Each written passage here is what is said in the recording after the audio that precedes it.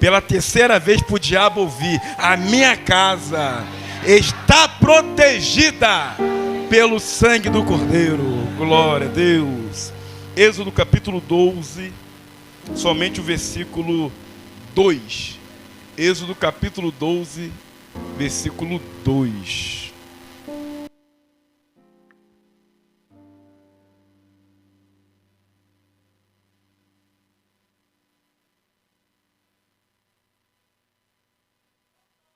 Vão achar, irmão? Está ali já. Vamos lá. Este mesmo mês vos será o princípio dos meses. Este vos será o primeiro dos meses do ano. Vamos poder se sentar? Amém. Tentar ser bem rápido, irmãos, na mensagem. Confesso que realmente eu não esperava ministrar, mas vamos lá, irmão. Vamos ver o que Deus tem para falar conosco aqui nessa noite. O livro de Êxodo, irmãos, é um livro escrito por Moisés. Dá-se a autoria a ele. A tradição mais conservadora dará a Moisés a sua autoria. Esse livro provavelmente foi escrito por volta de 1440 a 1400 a.C., possivelmente e provavelmente quando Moisés estava peregrinando com o povo no deserto. Moisés não somente foi o escritor do livro de Êxodo, mas também foi escritor do livro de Gênesis, Levítico, Número e Deuteronômio, que nós conhecemos como o Pentateuco, melhor como a Torá. Moisés escreve, é o autor do livro de Êxodo. A finalidade do livro de Êxodo, irmão, olha aqui para mim. Primeira finalidade, repete comigo, primeira finalidade. Isso, preservar a memória da libertação do Egito. Repete isso, preservar. Mais uma vez, preservar. Isso, essa é a primeira finalidade. A segunda finalidade de Êxodo é lembrar que Israel é um povo resgatado e separado por Deus. E a terceira finalidade é lembrar que Israel é um povo escolhido para ser luz das nações. Israel tem essas três finalidades. O livro de Êxodo vai apresentar essas três finalidades. O capítulo 12 do livro de Êxodo, ele é dividido em 7 partes. Diga 7 partes. A primeira parte vai falar sobre o calendário que Deus muda. O segundo vai falar sobre o Cordeiro Pascual. Terceira parte vai falar sobre a ceia. A quarta vai falar sobre a saída, a praga. A quinta vai falar sobre a saída do Egito, a sexta, na verdade. E a sétima vai falar sobre a instituição pascual. Sabendo de todas essas verdades, o texto que a gente leu, o contexto vai falar de uma Páscoa. Na verdade, a primeira Páscoa, o princípio, o início, quando Deus dá o direcionamento para o povo de Israel entender que a libertação começava primeiro, Deus mudando o tempo. Fala, Deus mudando o tempo. E quando eu olho para esse texto, irmão, eu começo a entender uma coisa. Deus, antes de tirar o povo do Egito e levando para a terra prometida, a primeira coisa que Deus fala é: vou mudar o mês e o ano, porque vocês estão sendo movidos pelo calendário egípcio, mas eu vos darei um novo calendário. Ah, não entenderam? Eu vos darei um novo calendário. Porque o calendário que você vive é um calendário de opressão, um calendário de escravidão. Mas agora eu mudo o tempo, trazendo um calendário de libertação, um calendário de Deus. Quem quer esse calendário nessa noite, irmão? Eu profetizo um novo tempo para a sua vida nessa noite. Deus é aquele que muda o calendário. Só que Deus não mudou o calendário quando eles chegaram na terra prometida. Deus começa a falar do calendário novo, eles ainda no Egito. Porque a ideia não é tirar do Egito para esquecer que é escravo. A ideia é eles lembrar que não é mais escravo na terra da opressão. Como assim, pastor? É que tem pessoa que prefere ainda, tem pessoa que espera sair para entender que é liberto. Mas Deus está falando, ei, ainda no Egito o tempo da libertação chegou. Deus não precisou tirar o povo, porque a primeira coisa que Deus queria fazer é mudar a mentalidade do povo. Diga, mudar a mentalidade do povo. Deus queria que eles fizessem uma coisa ainda no Egito, e entender que agora é herdeiro e não mais escravo. Vou falar de novo. Ainda no Egito é herdeiro e não mais escravo. O problema é, tem gente na terra prometida ainda vivendo como escravo. Mas Deus está falando assim, ei, ainda no Egito seja herdeiro e não escravo. Vira, irmão, está ao seu lado e fala, seja herdeiro e não escravo. Por quê? Porque não é a localidade que tem que me mudar, irmão. É a minha mentalidade que tem que me mudar. Então a primeira coisa que eu vejo aqui é Deus mudando o calendário. Eu não vou entrar aqui, pastor, no contexto histórico, porque tudo isso aqui começou com José, mas a gente vai perder muito tempo falando sobre isso, sobre o novo rei. Então já quero aplicar. Então a primeira coisa é Deus mudando o calendário. Fala, Deus mudou o calendário. Isso. Tem gente querendo viver a cura, mas ainda vivendo as dores do passado. Aí Deus está falando, ei, ainda com dor existe cura para a sua vida. Tem gente que quer avançar, mas ainda está preso nos traumas do passado. Ele está falando, não, você começa a viver o futuro ainda no Egito. Era isso que Deus queria fazer com o povo, é mudar a mentalidade deles. Por que Deus falou sobre mudança de calendário? O calendário egípcio, ele é movido por 3 estações. Diga, 3 estações. A primeira estação nós conhecemos como Aquete, que era o tempo da inundação, quando o rio Nilo se enchia e inundava todo o Egito. A segunda estação é a estação do plantio. Era na época que os escravos hebreus trabalhavam demais, mas demais mesmo. E eles trabalhavam descalços, no sol quente, irmão, carregando pedras pesadas. E a terceira estação é conhecida como Shemu, que é a estação da colheita. Era quando o povo hebreu trabalhava para colher, mas eles não colhiam para eles colhiam para os opressores. Eles trabalhavam não para eles trabalhavam para os egípcios. E aí eu entendi, Senhor, por que tu mudou o calendário? Porque o novo calendário, pastor, é conhecido como Aviv Nissan, não é isso? O mês Aviv Nissan. Só que o mês, olha só, irmão, o mês do Egito, inundação, plantio e colheita, mas os escravos hebreus não plantavam nada e não colhia nada. Aí Deus está falando assim, o novo calendário é Aviv Nissan. Sabe o que significa isso? Brotar e florescer. Pegaram, não é?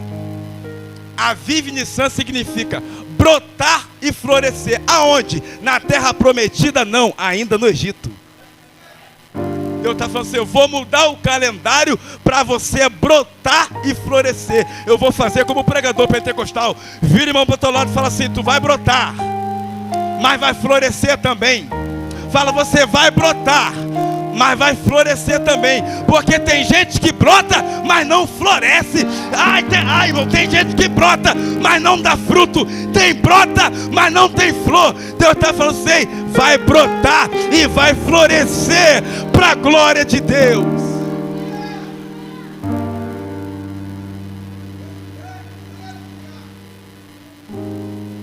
A libertação não começou com a saída física, mas quando eles entenderam que o amanhã seria melhor do que eles estavam vivendo. Novamente, mudança na mentalidade. Vamos para a segunda aplicação. O pai de família, ele era conhecido, era uma pessoa principal para escolher o cordeiro. Diga, escolher o cordeiro. Fala, escolher o cordeiro. Isso aqui vocês vão pegar, irmão. O pai de família, o líder da casa, era que escolhia o cordeiro. Só que o cordeiro tinha que ser sem mancha. O cordeiro não podia ter defeito nenhum, não podia ter mancha nenhuma. E aí esse pai de família, Alexandre, ia lá, escolhia o cordeiro. Só que quando ele escolhia o cordeiro no 10º dia, o que acontecia? Eles não, olha lá, no 10º dia, esse pai de família ia lá e escolhia o cordeiro. Só que o pai de família escolhia o cordeiro, Jales, mas não para o sacrifício. Ele tinha que levar o cordeiro para casa. E eu fiquei entendendo, eu fiquei me perguntando por que o cordeiro não era escolhido e logo levado para ser sacrificado. Mas primeiro ele tinha que levar o cordeiro para dentro de... Porque levando o cordeiro para dentro de casa, quando o pastor cheguei aqui, o pastor estava falando guardar o contato. Tu vai entender por quê. Quando o cordeiro era levado para dentro de casa, a esposa dava água para o cordeiro. A esposa cuidava do cordeiro. As crianças passavam a mão na cabeça do cordeiro. As crianças precisavam ter contato com o cordeiro, precisava ter sentimento com o cordeiro. E quando a família se apegava ao cordeiro, aí falava: agora pode sacrificar. Quer que eu abrigo? Não tem como ter os benefícios do cordeiro se não primeiro ter intimidade com o cordeiro. Quer os benefícios do cordeiro, mas não quer ter intimidade com o cordeiro. Quer a bênção do cordeiro, mas não quer ter contato com o cordeiro. E Deus está falando assim: ei, quer a bênção do cordeiro, quer o benefício do cordeiro, tenha intimidade com o cordeiro, tenha contato com o cordeiro, leva o cordeiro para sua casa.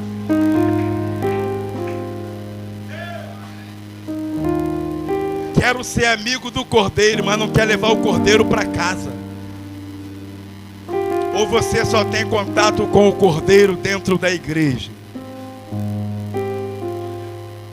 ou você só tem o contato com o cordeiro para ter os benefícios do cordeiro.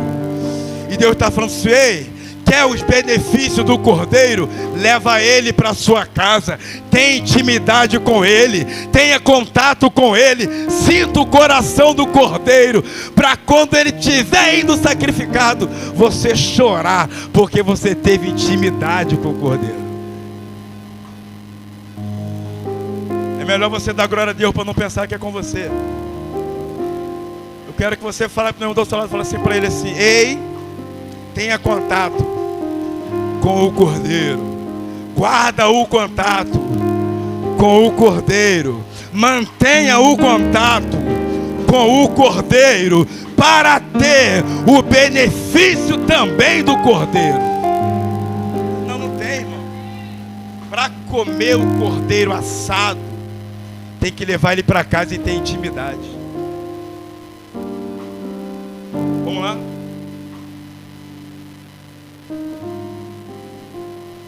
Não estou entendendo isso aqui, irmão? Diga glória a Deus.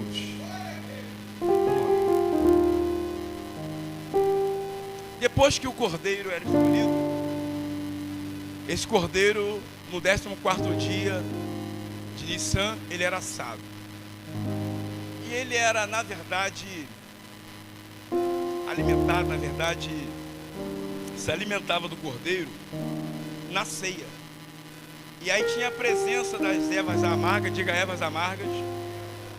Tinha o cordeiro dos pães asmo, diga pães asmo. Isso, ervas amargas, conhecida como maror, é isso? Maror, os pães asmo, conhecido como matzot. E também o cordeiro assado. Só que Deus dá uma ordem, eu já quero finalizar isso aqui. Deus dá uma ordem para o povo. Quando estiver fazendo a ceia, vocês precisam ter o cajado na mão. Diga cajado na mão. Quando estiver fazendo a ceia, vocês precisam ter sandália nos pés. Diga sandália nos pés. E terceiro, os lombos precisam estar cingidos. Aí, Jales, eu pensei, por que Deus está falando para o povo hebreu ter o lombo cingido? Que quem tem lombo cingido é soldado e não escravo. Quem tem que cingir lombo? É escravo ou soldado? E por que Deus está mandando os hebreus cingir os lombos? Vou te falar por quê. Porque Deus está falando para você: ei, até hoje vocês eram escravos, mas a partir de hoje eu estou vendo vocês como um grande exército. Entenderam, não? De escravo agora são soldados. Aí eu entendi, pastor Alessandra, porque quando Moisés se depara de frente para o mar, ele fala assim: Moisés, por que clamas a mim? Diga ao povo de Israel que só marcha quem é soldado, irmão. É por isso que Deus mandou o povo cingir o lombo, porque Deus estava tirando eles da escravidão, mas fazendo eles um exército do Senhor. Eu quero profetizar para a sua vida que você não é mais escravo, mas você é soldado de Deus.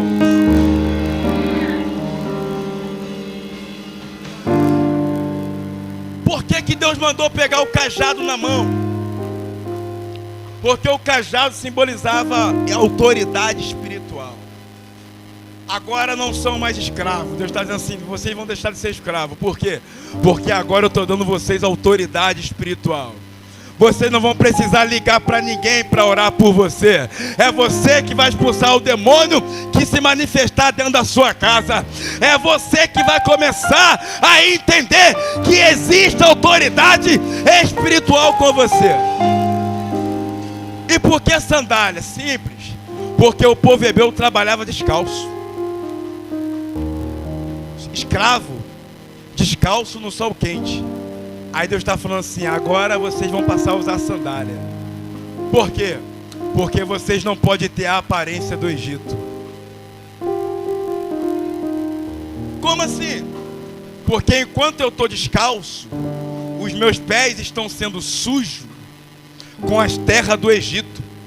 Mas quando eu visto a sandália no Egito, a terra do Egito já não vai mais sujar os meus pés. Quer que eu aplique isso aqui, irmão? Vou falar. E você vai ter que dar glória a Deus, irmão, para não pensar que é com você. Tem gente na terra prometida, mas ainda descalço. Sabe por quê? Porque ainda carrega os pó lá do Egito. Mas Deus está falando assim: ei, coloca a sandália, porque tu não pertence mais ao Egito. Você pertence a uma terra prometida. Como assim, pastor? Descalço meus pés suja, mas com sandália meus pés não sujam não, irmão. Como assim? Com sandália meus pés não sujam na terra do Egito. Então não deixa os seus pés sujarem. Coloca a sandália.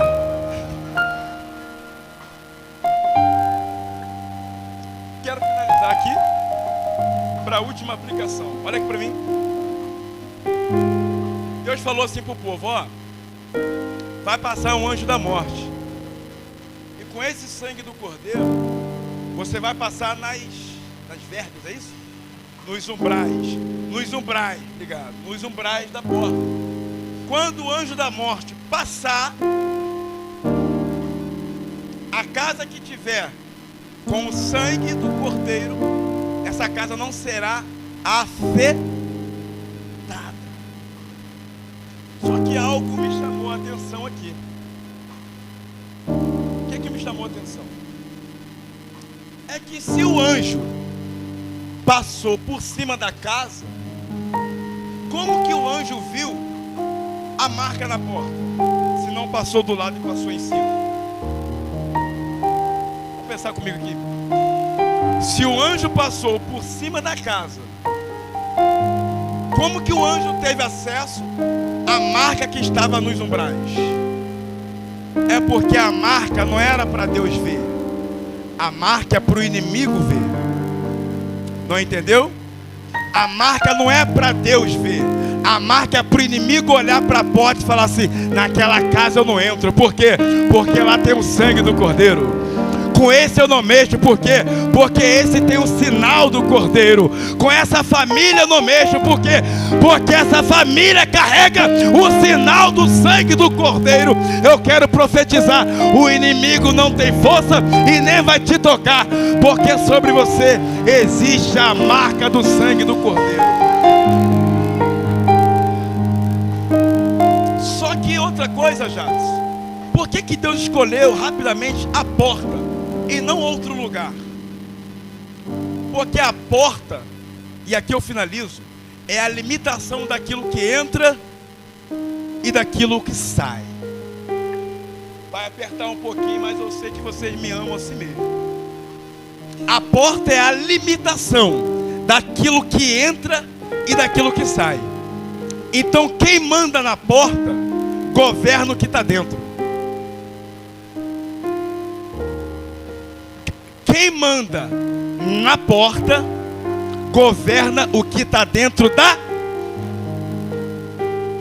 Então se o sangue não tiver na porta, o governo de dentro de casa é do inimigo. Mas se o sangue estiver na porta, quem governa em casa é Deus. É isso? Então deixa eu falar uma coisa para você. Dentro da cultura judaica, quem mandava na porta, mandava toda a cidade. Te provo isso. Lucas capítulo 7, fala da viúva de Naim. Antigamente eu pensava que Naim era o marido. Só que Naim era a cidade. E uma vez eu já preguei isso aqui. Falei, e aí Naim morreu? Aí o irmão, com muita sabedoria, falou, não, Naim é a cidade. Eu falei, não, mas é a viúva de Naim. Não é o marido dela? Não. Naim é a cidade. Eu falei, não, o nome dele era Naim, cara. Tá ali no texto. A cabeça dura, né? Depois eu fui entender que Naim era a cidade. Aí a Bíblia fala que Jesus está com os discípulos e com a multidão. Não é isso? O texto Lucas 7 é muito detalhista. Lucas capítulo 7 fala assim, e ia Jesus com... Meu Deus, ó. E iam Jesus com seus discípulos e com a multidão. Percebe que Lucas, ele separa. Ele fala desse discípulo e uma multidão. É, porque existe uma diferença daquele que segue. Porque aquele que segue serve a Yeshua por quem ele é. Já a multidão serve a Yeshua pelo que ele pode fazer. Mas eu acredito que aqui tem discípulos e não multidão. Está no meu script não, irmão. Foi aqui agora. Aí a Bíblia fala que ele vai. Quando chega na porta da cidade, está vindo também, Jades, uma multidão. Carregando quem? O morto. O filho da viúva de Naim. Só que quando chega na porta, diga na porta. Diga na porta. Na porta da cidade, uma multidão que carregava a morte. Mas também existia uma outra multidão que estava caminhando com a... Quando chega na porta, quem vence? A morte ou a vida? Sabe por quê? Porque Cristo é o Cordeiro e quem manda na porta é Ele. Então se a morte está na porta, Ele traz vida na porta, porque Ele é o Cordeiro de Deus. É dele que é o sangue e por isso que há vida na porta. Eu quero profetizar para você, existe vida na tua casa, porque Ele manda na tua porta. E se Jesus manda na tua porta, mal nenhum pode entrar lá, pastor. Nenhum. Se Jesus manda na sua porta, mal nenhum pode entrar lá.